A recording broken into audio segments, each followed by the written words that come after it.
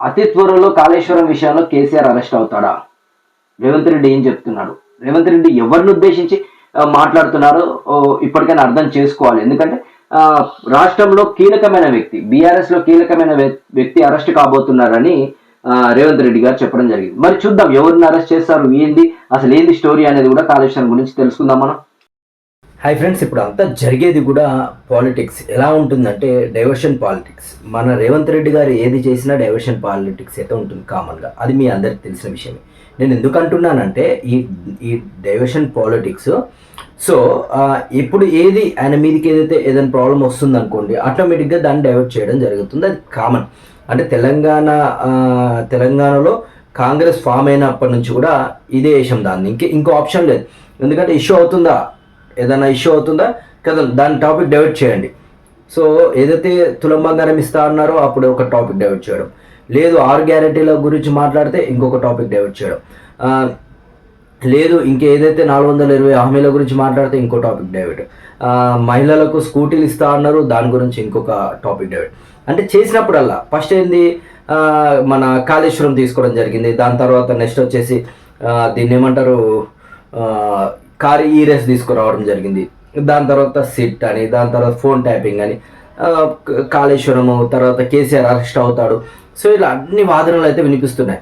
So ముఖ్యంగా ఇప్పుడేంటి, Kaleshwaram files అయితే, అంటే కాళేశ్వరం ఏదైతే విచారణ మొదలుపెట్టిందో దాన్ని ఒక సీల్ కవర్లో ప్యాక్ చేసి, అంటే వాళ్ళ ఏదైతే డేటా, ఇప్పుడు మాజీ సీఎం అయితే ఏంది, లేదంటే హరీష్ రావు గారు అయితే అట్లా దానికి ఆ శాఖకు సంబంధించిన వాళ్ళందరి దగ్గర కూడా తీసుకొని దాన్ని ఒక ఫైల్ ప్రిపేర్ చేసి ప్రభుత్వానికి ఇవ్వడం జరిగింది కాళేశ్వరం కమిషన్. సో మరి అందులో ఏముంది, సో ఇన్ని రోజులు బయట పెట్టింది, మరి అది ఎప్పుడు ఇచ్చారో తెలియదు. మరి రేపు పెట్టచ్చు, ఎల్లుండి పెట్టచ్చు, ఇంకో రోజు పెట్టచ్చు. కానీ ఇవాళ ఎందుకు పెట్టారు సరైన, ఒక కీలక వ్యక్తి, అంటే రేవంత్ రెడ్డి గారు ఏమంటున్నారు, ఒక కీలక వ్యక్తి అయితే అరెస్ట్ కాబోతున్నాడు.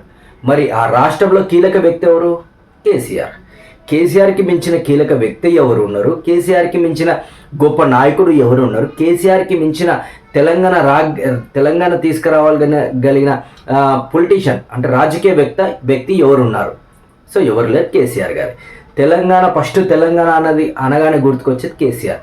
సరే, దాని వెనకాల ఎవరైతే స్టూడెంట్స్ ఉన్నారో, లేదంటే విద్యార్థి సంఘాలు అయితే ఏంది, విద్యార్థులు అయితే ఏంది, లేదంటే మన ప్రభుత్వంలో పనిచేసే ఉద్యోగుల సంఘాలు, వాళ్ళందరూ కూడా కృషి చేశారు.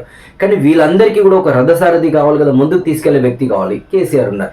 కేసీఆర్ మొదలుపెట్టాడు. కేసీఆర్ మొదలుపెట్టిన తర్వాత స్టూడెంట్స్ దాన్ని ఎక్కడికో లేపారు, తెలంగాణ ఇష్యూని ఎక్కడికో లేపుకొని తీసుకొని పోయారు.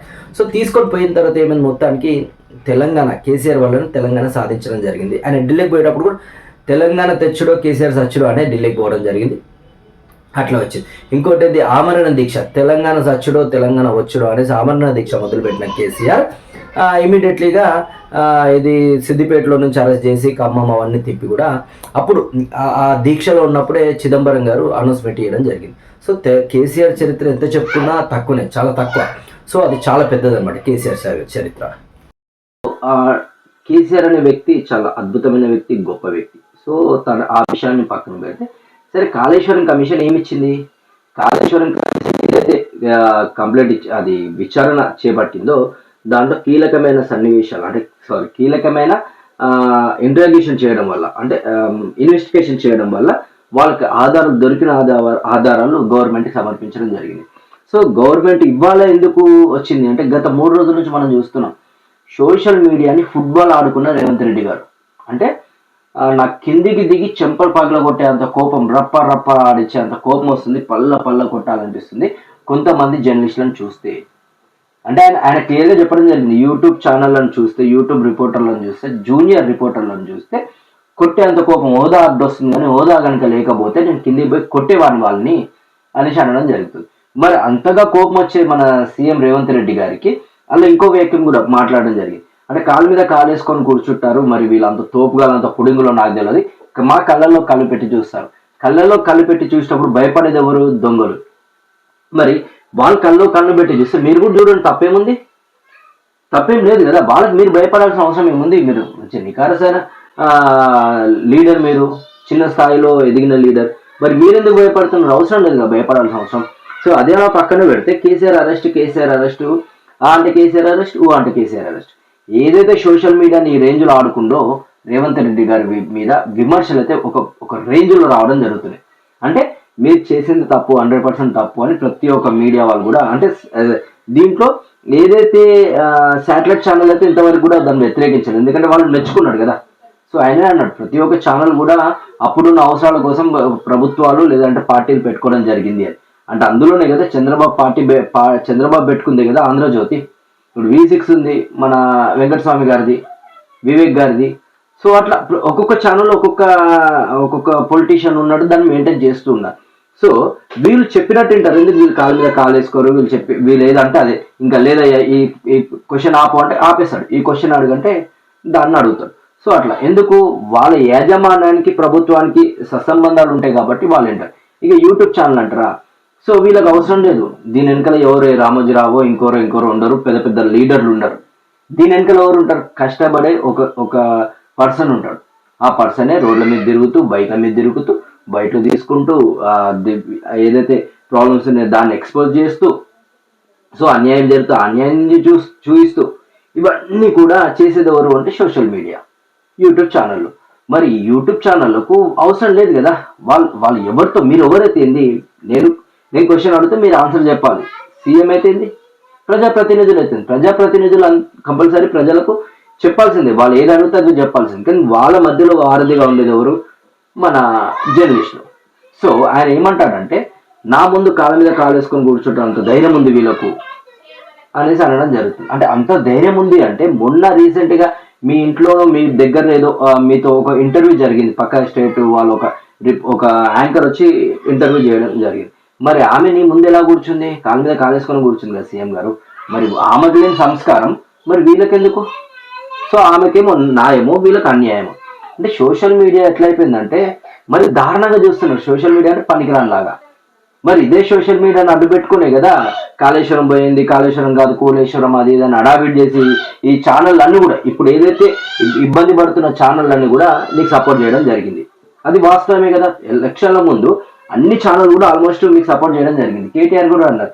అంటే ఈ రకంగా కనుక నేను కూడా యూట్యూబ్ ఛానల్లో పెట్టి రేవంత్ రెడ్డి గారికి కాంగ్రెస్కి సపోర్ట్ చేసినట్టు నాకు సపోర్ట్ చేసి ఉంటే, బీఆర్ఎస్కి సపోర్ట్ చేసి ఉంటే, ఈసారి కూడా మేమే లీడ్లో ఉండేది, మేమే పార్టీ అది ప్రభుత్వాన్ని ఫామ్ చేసేదని కూడా కేటీఆర్ గారు చెప్పారు. క్లియర్ కట్ కదా అది. సో అప్పుడు సపోర్ట్ చేసిన ఛానల్లే ఇప్పుడు మీకు వ్యతిరేకంగా తయారైంది. ఎందుకు అంటే అప్పుడు కూడా కేసీఆర్ చేసిన అన్యాయాలు కాదు అని మీకు సపోర్ట్ చేయడం జరిగింది. ఇప్పుడు మీరు అన్యాయం చేస్తుంటే మీకు ఏలైతే చూపిస్తున్నారు, అలా తప్పేముంది? సో ఇప్పుడు అన్ని మీడియా సంస్థలు కూడా, మీడియా ఛానళ్ళు, జర్నలిస్టులు అయితే ఇప్పుడు సీనియర్ జర్నలిస్టులు, చాలామంది సీనియర్ జర్నలిస్టులు మానేసి యూట్యూబ్లో పెట్టుకోవడం జరిగింది. సో వాళ్ళు సీనియర్లు జూనియర్లు ఏంటి, సో వాళ్ళు నీదే తప్పే చూపిస్తున్నారు. దీని గురించి మాట్లాడిన రేవంత్ రెడ్డి దీన్ని టాపిక్ డైవర్ట్ చేయాలి అనేసి ఇప్పుడు కేసీఆర్ అరెస్టు, లేదంటే బీఆర్ఎస్లో కీలక వ్యక్తి అరెస్టు అని చెప్పుకుంటా వస్తున్నారు. మరి ఈ కీలకమైన వ్యక్తి ఎవరు? జగదీశ్వర్ రెడ్డా, కేటీఆర్, హరీష్ రావా, మాజీ సీఎం కేసీఆర్ గారా? మరి అది క్లారిటీ ఇవ్వాలి. సో అరెస్ట్ అయితే ఎలా ఉంటుంది? సో కేటీఆర్ ఎప్పుడు అన్నాడు, అరెస్ట్ చేయండి బాబు, అరెస్ట్ చేస్తే నేను కూడా ప్రశాంతంగా వెళ్ళి అలా యోగా చేసుకుంటూ కూర్చుంటాం, నాకు కూడా ఎందుకు ఈ టిప్పలు, మీరు ఎలా నిధులు ఇవ్వట్లేరు, మా కాన్ఫరెన్స్ కూడా ఇబ్బంది అవుతుంది. మరి ఇప్పుడు అరెస్ట్ చేస్తాం, అప్పుడు అరెస్ట్ చేస్తాం అంటే మానసికంగా ఇబ్బంది పెట్టడం. అరెస్ట్ చేసుకుని తప్పేముందని, నిజంగా తప్పు జరిగింది, నిజంగా మోసం జరిగింది, లేదంటే అన్యాయం జరిగింది, అక్రమాలు జరిగినాయి అంటే అరెస్ట్ చేసుకోవాలని కేటీఆర్ గారు అనడం జరిగింది. సో దాంతోపాటు మరి కేసీఆర్ అరెస్ట్ అవుతాడా కాదా అనేది కూడా ఇప్పుడు కీలకంగా, అంటే ఈయన రేవంత్ రెడ్డి గారు అన్నది బీఆర్ఎస్ లో కీలక నేత ఒకరు అరెస్ట్ కాబోతున్నారు, త్వరలోనే అరెస్ట్ అవుతారు అని చెప్పడం జరిగింది. మరి ఆ కీలక వ్యక్తి ఎవరు? రాష్ట్రంలో కీలకమైన వ్యక్తి ఎవరన్నా ఉన్నారంటే కేసీఆర్ గారు. మరి కేసీఆర్ గారిని అరెస్ట్ చేస్తారా, మన హరీష్ రావు గారినా, కేటీఆర్ గారినా, మన జగదీశ్వర్ రెడ్డి గారినా, లేదంటే ఇంకా చాలా మంది ఉన్నారు, దాశరథి శ్రావణ్ గారా? సో ఇంతమంది. సో వీళ్ళందరూ కూడా ఏది బాల్కా సుమను, వీళ్ళందరూ కూడా ప్రభుత్వంలో ఉన్నవాళ్ళే. సో శ్రీనివాస్ గౌడ్, తలసాని శ్రీనివాస్ యాదవ్, సో వీళ్ళందరూ కూడా ఉన్నారు. మరి వీళ్ళు ఎవరిని అరెస్ట్ చేస్తారు? వీళ్ళందరూ కీలకమైన వ్యక్తే కదా. పద్మరావందర్ గౌడ్, సో వీళ్ళందరూ కూడా ఉన్నారు. పద్మారావు గారు. సో మరి వాళ్ళని అరెస్ట్ చేస్తావా? ఎవరిని అరెస్ట్ చేస్తావు?